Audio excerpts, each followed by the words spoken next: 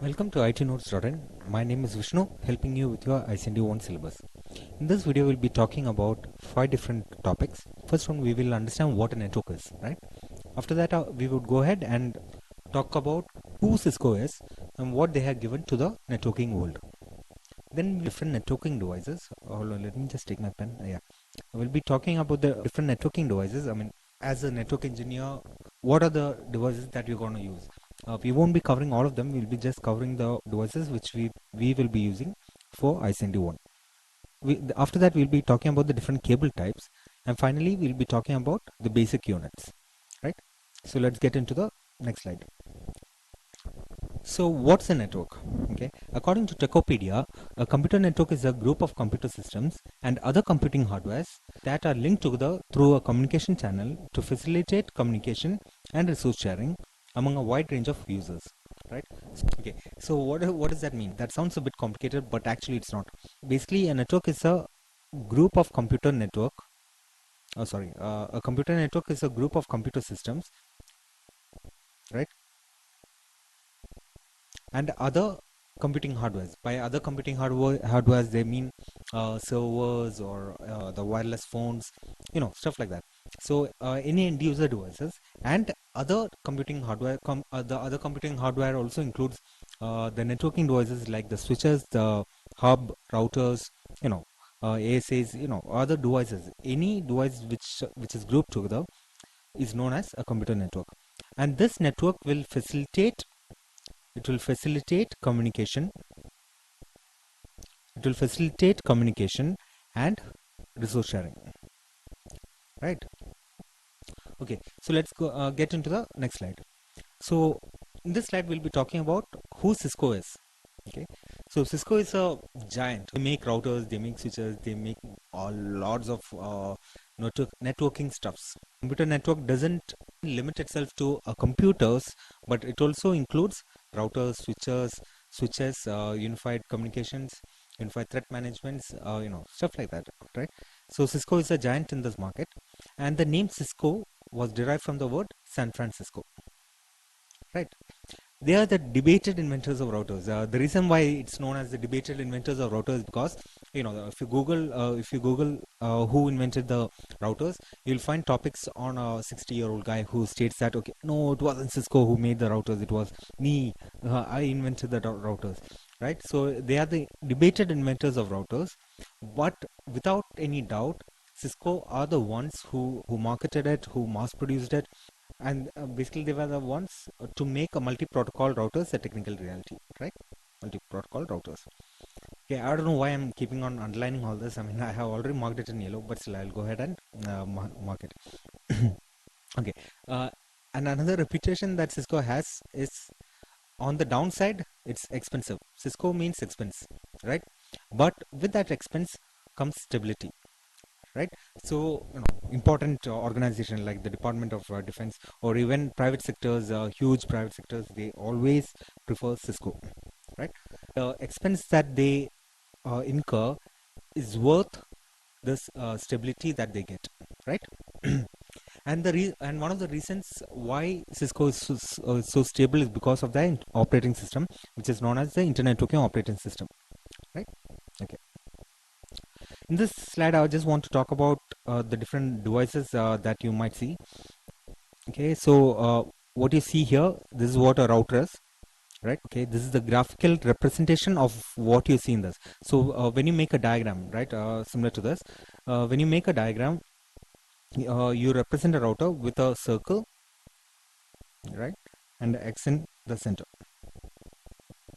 And when you represent a switch, okay, this is what a switch is. When you represent a switch, you go ahead with a box with two arrows pointing in either direction, in each direction. It goes like that. Sorry for my diagrams. I'm not very handy at drawing in computers. So anyway, this is the graphical representation of a switch. Okay. And finally, we have end user devices, but this is what a PC looks like. This is what an IP phone is. This is what a server is, right? What you see here is also servers. This is what the actual servers look like. Fine. Okay, so the advantage of the graphical representation, right? These graphical representation is that you can go ahead and make a diagram like this so that you will understand how everything is connected. And this kind of view, this bird eye view, is known as a topology. Topology, right? L-O-G-Y. There you go. Yay, I wrote topology. Fine. So this kind of bird view of the complete network is known as a topology. Now, as you can see over here, we have given three end user devices for. Okay, first of all, I need to talk about the access point, right? Access point is covered in a wireless. So this is what a wireless access point is graphically represented as. And as you can see, they have connected multiple end user devices to the wireless access point, right? But this is only a representation. That's the reason why they have only given three devices. Okay, in reality, you can go ahead and connect more devices into the access point, but in a topology that is not required. Okay, in a topology you are just saying that okay, fine, end user devices are able to connect to this device, right? And similarly to this access point, we have laptops, we have handheld devices, we have PC, we have another laptop, right? All these devices are connected via wireless to this access point, and both the access point are connected to the switch, and the switch is connected to the router, right? And the router goes to the internet. It is written as LAN WAN. LAN is known as the local area network. Okay, local area network. So what do you mean by local area, right? A local area is an area. Okay, it doesn't have a proper what do you call it doesn't have a line which says okay, if it's just 5 meters it's local area, nothing like that. But approximately your office is a local area. Okay, if you are living in a multi-storied building, the whole building can be a local area. If you are working, if your network is in a campus, the whole campus is a local area network, right? And wide area network. So what's a wide area network? A network which is huge. Okay, a network which is large enough to cover cities or states or countries or the complete world. Okay, that is known as a wide area network. I just wanted to show you the advantage of the topology, right? A topology is a neat diagram. Okay, you can see what goes where and all these things, and this is what a physical view is, right? This is a physical view. Physical, oops, yeah, physical view. So from this you can understand why something like this is very important. Okay, a person who looks at this may not understand what's happening, right? But if you can draw out the diagram, which goes like this. Okay, I have one, I have two, I have three routers. Okay, now in this diagram there's more, but still I have three routers which is connected to a switch, right? It is connected to a switch, and the switch goes ahead into multiple other switches.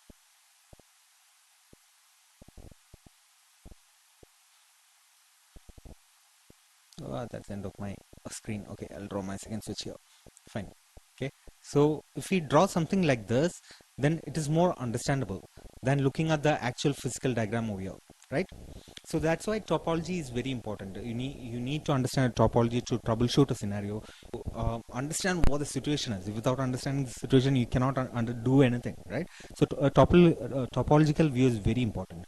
Okay, but this is not the reason why I put the slide in. I put the slide in to show you what this cable means, right? Okay, fine. So we have the router, okay, and we have the switches, right? Let me just okay, fine. Okay, we have the routers and we have the switches. Okay, so what we usually do is that we take a cable from the router, okay, and connect it to one of the switches, right? Okay, and then what they do is from the switch they would take another cable to the patch panel. What's a patch panel? Patch panel is a device like the wall jack that you see in your home, right? Like the telephone wall jack that you see in a wall, right? It's similar to that. This is what it looks like. Okay, so you can go ahead and plug the router's cable into one of these ports. There you go. And the rack is over here, right? So from the switch or a router, okay, you go ahead and connect it to a patch panel. This is what a patch panel is. Patch panel, right? Patch panel. And what it does is it gives an endpoint. Okay, so after you connect the cable over here, this side goes. Yeah, I created this slide for drawing all this. Okay, fine. So what we do is, okay, we have this rack, right? And we have all this router, switch, servers, okay, and then usually we keep one in the rack itself. We have patch panel here. Yeah, patch panel here with multiple ports, right? So what we do is, when we have to connect, for example, I want to connect a router with a switch, right? So from the router I would take a cable and connect it like this, right? uh, Similarly, let's say that I have another another rack, two racks. I have two racks. I'm a rich guy. Right? So I have two racks. So in the second rack, again, the same scenario. I have multiple ports on the patch panel, and then I have two more switches,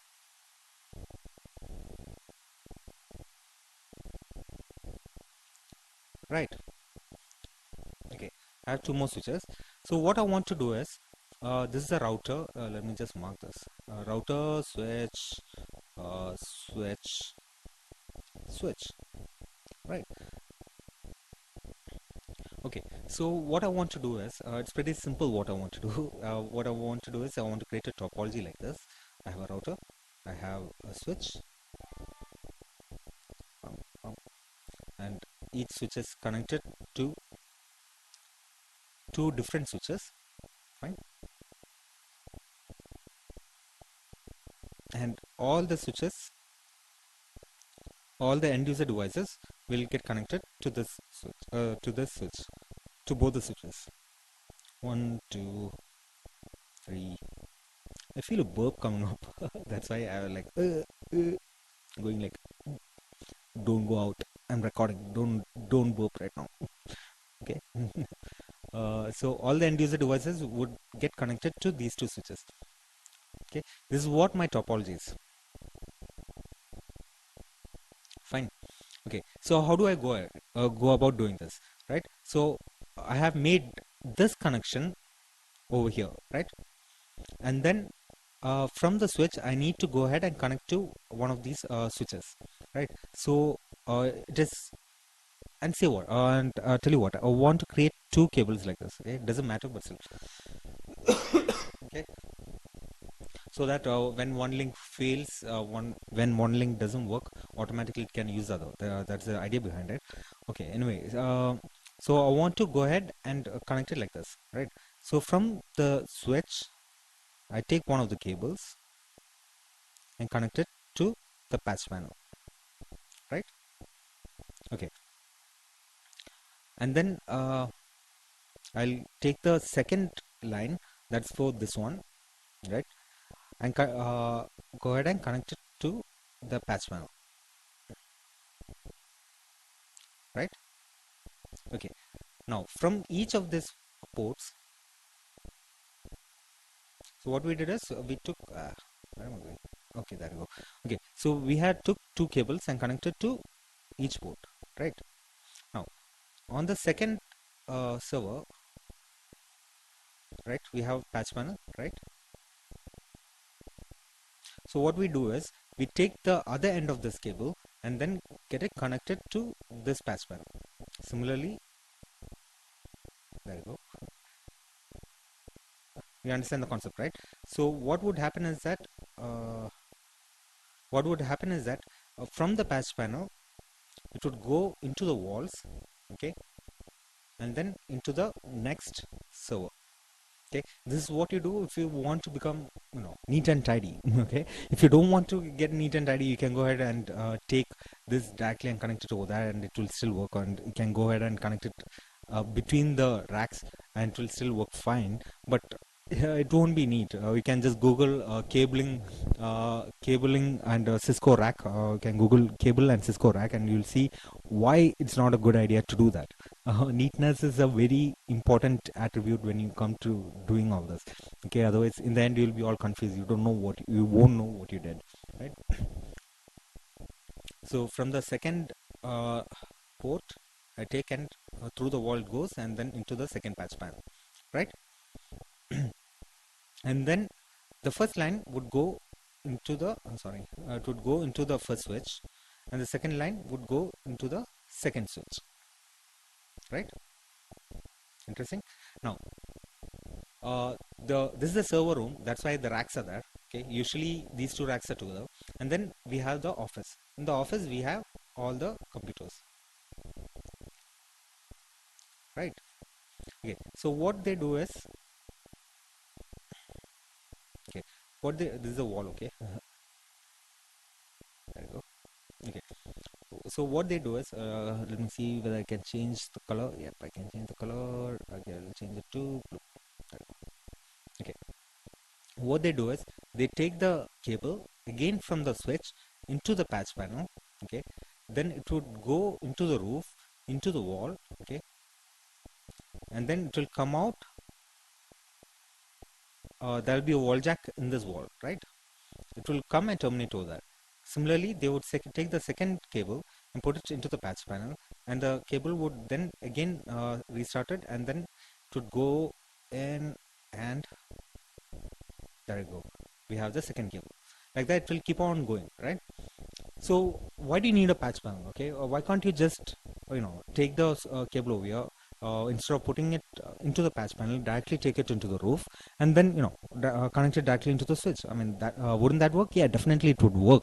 But the thing is that if you wanted to shift this around, right? If you wanted to, okay, say I want the router to be on the top. This is server, SCR server.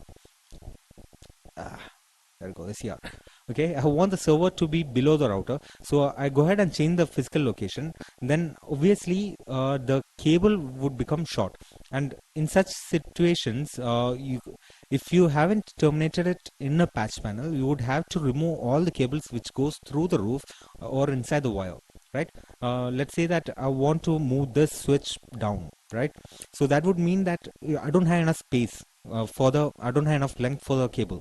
Okay, which means that I need to replace the whole cable which goes in the wall, and that's gonna be expensive. But if I have a patch panel, the moving this wouldn't affect the cables which is running on the roof. Okay, so yeah, back. Yeah, so we have the cable going into the patch panel. From the patch panel, it would continue, right?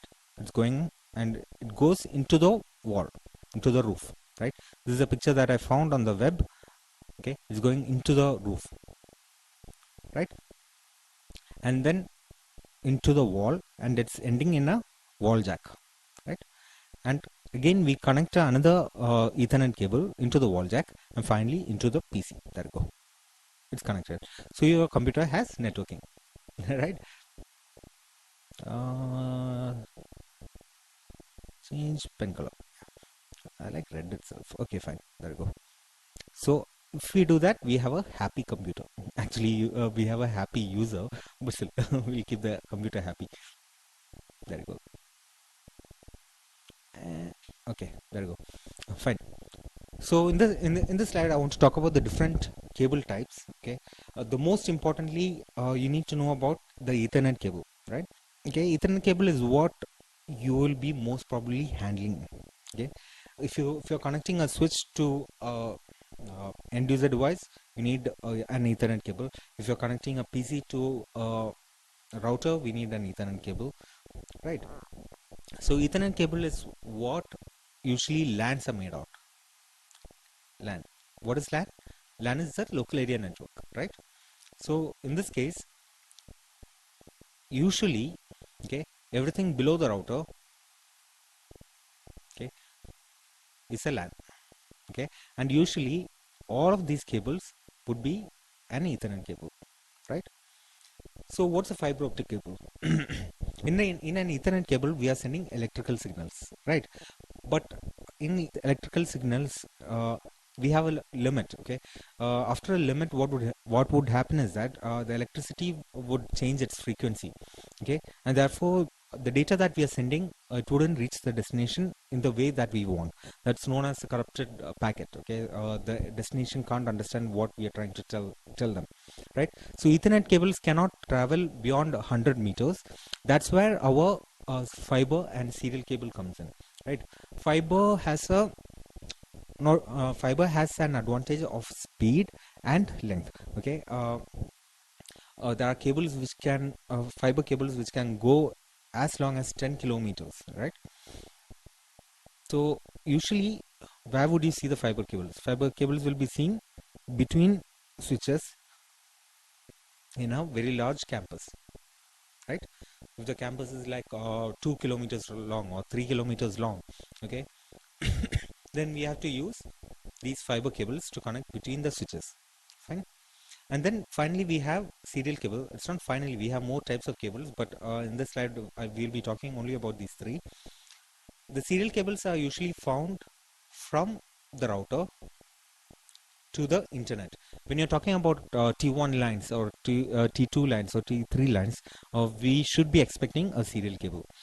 Okay, so we'll be getting, our main focus is the Ethernet cable. Okay, the fiber and the serial cable, it's not, especially for the ICND 1 syllabus, it's not all that important, right? Okay, basically there are two types of cables. We have the shielded twisted pair, okay, and the unshielded twisted pair. The reason why it's shielded and unshielded is because in the shielded twisted pair we have a coating, an aluminum plating, right? There you go. Okay, we have an aluminum plating which protects the cabling. Okay, not only just the cabling, the electricity that goes through the cabling. Okay, these cables, if it is not protected, can be okay.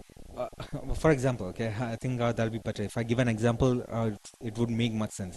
Okay, if a cable is going through near a microwave, right, the electric signals plus the radiations that come from a microwave has the tendency to corrupt packets which are flowing through an Ethernet cable, right? When you have a shielded twisted pair, the radiations would come and hit the aluminum plate, which is protecting the actual wires, and then bounce off. And therefore, we have a better chances of getting proper packets which are not corrupted, right? When it comes to unshielded, you don't have that shield, right? So if you take these kind of cables near a microwave, the chances are that you'll find more corrupted packets.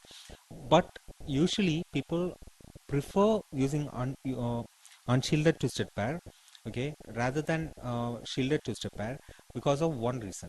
Okay, that is the expense. Okay, the expense that you get from shielded twisted pair and the benefits that you receive from it, okay, that doesn't meet the feasibility. Okay, it's, even if you take an unshielded twisted pair cable and pull it alongside a microwave, okay, fine, agreed that some packets are going to get corrupted, but not, but still the communication happens fine. I mean, why should I pay extra for the shielded twisted pair, right? So in most of the cases, what you'll be seeing is the unshielded twisted pair.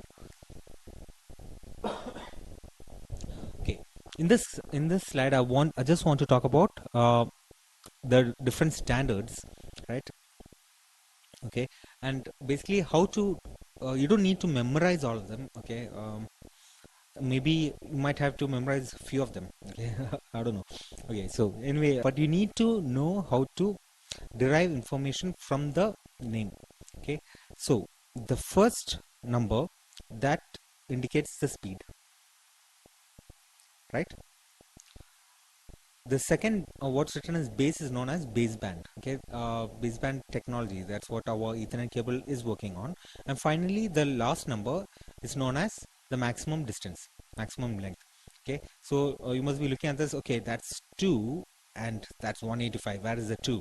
Okay. Why there is a 2 over there is because when they made the cable, they said that it's supposedly 200 meters.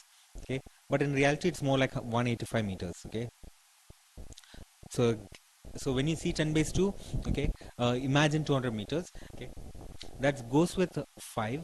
5 is 500 meters. Okay, but what's this? That's a t. Okay, how am I getting, how do I get to know the distance of t and 100? What's the relationship? Okay, uh, the relationship is that, okay, t means that it's twisted. Okay, twisted mind, twisted. Okay, twisted.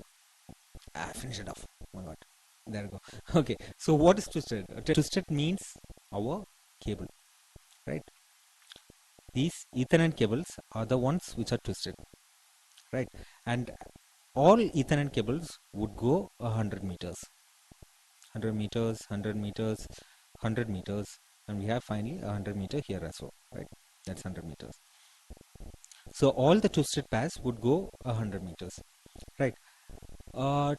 Then we had 10 base T4 and TX. Again, that goes the speed. You don't need to worry. Okay, it's written plain sight over here. Okay, you don't need to know the distance. Okay, but there's a difference between these two. That is, T4 works in half duplex, and therefore it's not used in the current industry right now. You took 100 base TX is what is currently used in the industry right now, right?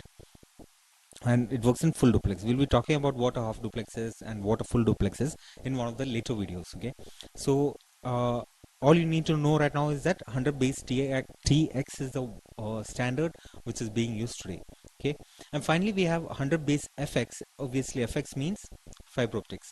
Okay, that goes from 2 kilometers, and all these three, FX, SX and LX, all of them are fiber, right? So the 100 means the speed. Okay, FX means the fiber. Okay, similarly SX and LX is there. Even these two are fiber optics. SX means it is the short wavelength, and therefore we have only 550 meters. SX is always multimode fiber, and LX, it is always, it's long length, and therefore we have 10 kilometers over here. Okay, and that is always single mode fiber. Fine. And finally, we have 1000 base T. 1000 is 1000 megabits per second baseband, and it's a twisted pair, right? Twisted pair. So a twisted pair will have 100 meters. Okay, cool. So in this slide, I want to talk about the most basic unit. Okay, when you talk about speed or a size of a file, okay, you say that it's 100 megabits, okay, 100 MB file or a 200 MB file. Okay, so what is it? Is it megabit or a megabyte? Okay, so that's what we are going to talk about over here. Okay, what's the difference between bit and byte? And we'll see what is the exponentials, what is known as kilobit, or what is known as megabit or gigabit, terabit. You will be understanding what each of these terms means, right? So let's get started. Okay, a bit is the most basic unit of a computer and digital communication, right? It is represented with the lowercase b. There you go, lowercase b. That's what I have tried to show here. That's a bit, that's a bit, that's a bit, that's a bit, and whatever bits. Okay, a bit can have only one of the two values. These values are commonly represented as either 0 or 1, right? So what's a bit? A bit is just a unit. Okay, it can be anything. It can be either 0 or 1. Okay, zeros is usually known as off. Okay, you're offing the bit or on. Okay, so a bit can be either, you can say either it's 0 or 1, or you can say it's off or on, right? It basically means the value. Okay, there's a value that we give for the bit. Fine. Okay, so we know what a bit is. Okay, what if we have 1000 number of bits? Okay, that's 1 bit, that's 2 bit, that's 3 bit, uh, uh, uh, and this is a 1000th bit. Okay, bit. What I meant is bit. Okay. What if we had 1000 bits? Okay, this group of 1000 bit is known as a kilobit. Fine. What if we had thousands of these groups? Okay, this is 1000 bits. Okay, that's one group, and I have thousands of these groups. That is known as 1 megabit. Okay, 1000 megabit is known as 1 gigabit. 1000 gigabit is known as 1 terabit. Okay, 1000 terabit is known as 1 petabit. Okay, so for the example purposes, I would say this is well enough. Okay, you don't need to go beyond this. Okay, but still, if you want to learn, yeah, that's a good knowledge. Okay, okay, okay, fine. In this slide, I just want to talk about what a byte is. Okay, you must know that there's a difference between bit and byte. Okay, so what's a byte? If we a group of 8 bits, 1 2 3 4 5 6 7 and 8, a group of 8 bytes 8 bits is known as 1 byte. It is represented with the capital B. Okay, B, capital B, capital B, capital B. Okay, so if it is represented with a capital B, what they mean, it is a byte. Okay, so why did they group it into 8?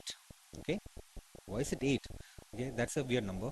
The reason that they have created a unit called byte is because a character, if you type a character, if you open a notepad and type a character A, okay, this character will have 8 bytes, 8 bits of information.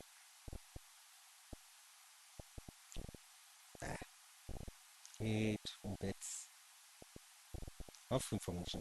Okay, so one character is 8 bits of information.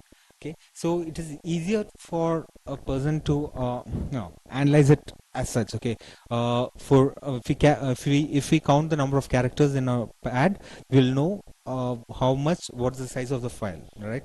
If it's like a 3-letter, if we take a notepad and type A and D, okay, that's 8 into 3, that's 24 bits, right? Or it's 3 byte of information. Okay, so again, that's the difference between bit and byte, and that's the explanation that I have given over here. What exactly what I wrote here. Okay, the letter A that is written, its binary value is 0 1 0 0 0 0 0. I don't know how many zeros, and then finally 1. Okay, and it is represented with the uppercase B, capital letter B. That's what I have marked over here. Okay, capital B, right? So again, similar to bits, we have the same logic applies here. We have 1 byte. 1000 byte is known as a 1 kilobyte. 1000 kilobyte is known as 1 megabyte. 1000 megabyte is known as 1 gigabyte. 1000 gigabyte is known as 1 terabyte. 1000 terabyte is known as 1 petabyte. 1000 petabyte is known as 1 exabyte. 1000 exabyte is known as 1 zettabyte, and 1000 zettabyte is known as 1 yottabyte. Okay, it's the same logic as the other one. Fine. Thank you for listening.